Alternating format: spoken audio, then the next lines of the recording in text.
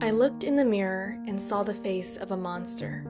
After years of therapy, humiliation, and self-pity, my self-worth was at an all-time low. I felt alone and useless. There were days that I wished I had never been born.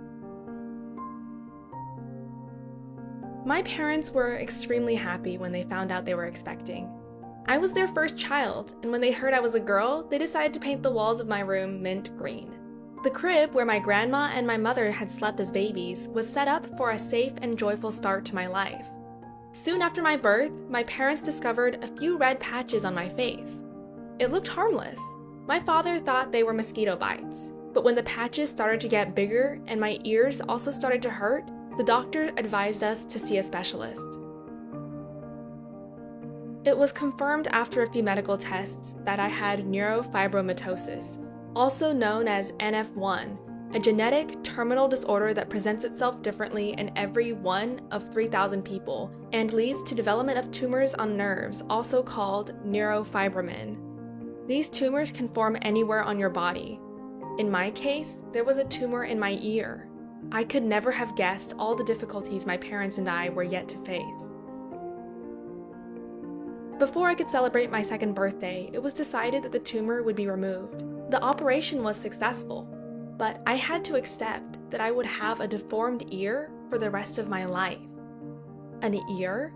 More like a twisted ball of skin. Only once I got older did I fully understand what kind of consequences this disfigurement would have. More patches appeared on my face when I was 10 years old. The patches quickly developed into bumps. It was so bad that I didn't want to go to school anymore because I was afraid to be laughed at. A tumor was discovered near my jaw, and I had to undergo a few more operations. I stayed hospitalized for weeks.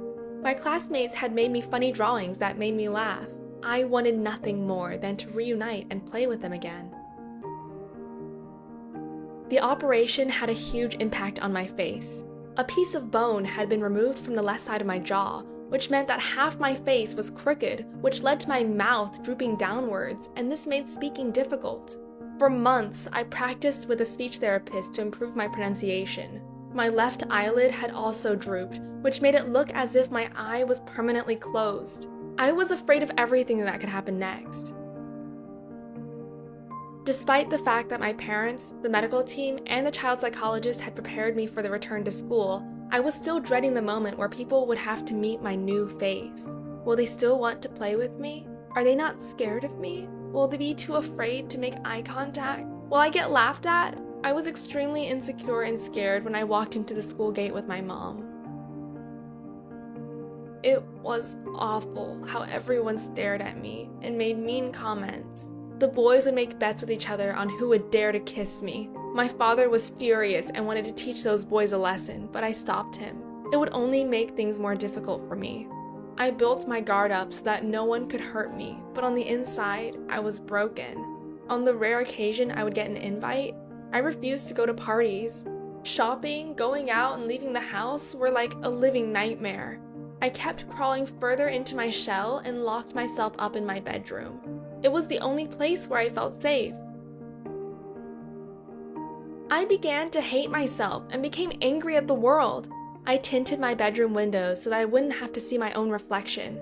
Every mirror needed to go. I could no longer bear my face.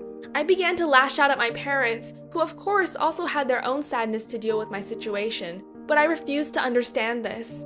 In one of my moments of rage, I yelled at my mother, "I wish I had never been born!" I wanted a new face and discussed with the neurologist and child psychologist how this could happen and what needed to be done. They said that it would be a complicated procedure, and despite all the cosmetic surgery, I would probably still be unsatisfied. They showed me pictures of people who had much worse deformations than me. The child psychologist said, "Before you consider changing something about yourself, you need to learn to love yourself for who you are. You are so angry now that no one will like you." She introduced me to a social worker, Lisa, an amazing woman who became an extremely important person in my life. Together with Lisa, I began working on myself. She helped me with accepting my physical disability and taught me how to look at myself in a different light. She also encouraged me to do something with my passion for books.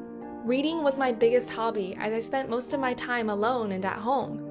I thought it would be fun to work in a library, and with Lisa's advice, I decided to apply for a course there. I had night lessons a couple times a week together with 5 other bookworms. During the first class, I decided to be upfront and honest about my illness. My course mates admired my bravery and never spoke about it anymore. They accepted me for who I was, and I enjoyed the time we spent together. I am 22 now, and for my face, I eventually decided to leave it the way it is. Thanks to all the good advice from Lisa, the medical specialists, and the loving support of my parents, I have been able to develop from a sad little girl with no self-esteem to a more outgoing and confident woman. I have learned that people should accept me for who I am, not for how I look. I don't isolate myself anymore and work 20 hours a week as an assistant at the local library. Life held up a mirror for me, and for the first time, I'm not afraid to look. I like the person I am.